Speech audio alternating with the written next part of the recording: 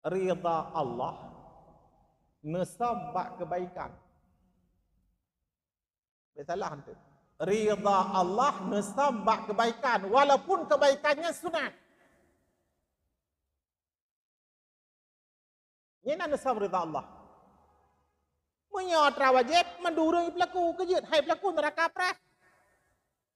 Atra sunat, ante hana ada pelaku naik pres neraka hana, tapi tak bedah dang tak pelaku kejut tak ada punya perintah syarak. Walaupun hana hukuman hana sanksi, nyen kadi katanya sirah hamba. Ada hana hukuman tidak ubud karena yang nyusau. Nyen banting kat taat tunduk dan patuh walaupun perintah itu sunat, mungkin yang kena merupakan ridha itu. Apa kerana tahu rawai dan surga ante melempau putra. Hai bagi kemarang. Ngai mu tadi.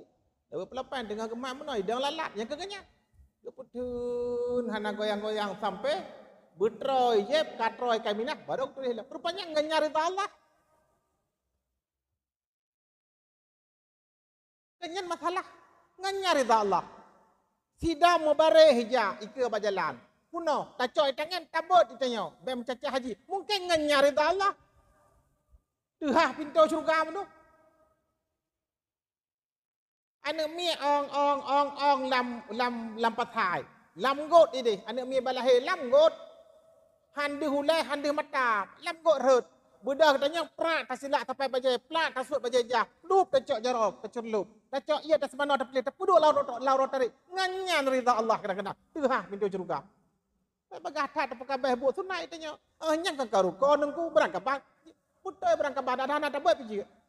Hana tabut jarau ada tak tiram nasah semayang sah. Na betul semayang hana. Kecuali hana tak baca takbirat tiram nyan baru masalah nyan rukun qauli. Hana tanit nyan masalahnya rukun qalbi. Hana tak berdiri tegak nyan masalahnya rukun fi'li. Karena tanya urut edau.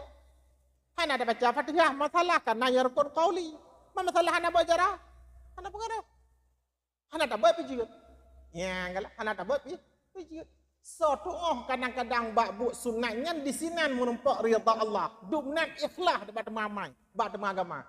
Dumnan ikhlas taat tunduk dan patuh terhadap sebuah perintah walaupun perintahnya hana sanksi, hana hukuman, hana ganjaran, hana membuat kepada laranya salat hana. Tapi tetap saleh pribadi kitanya. Kira saleh tengkunya.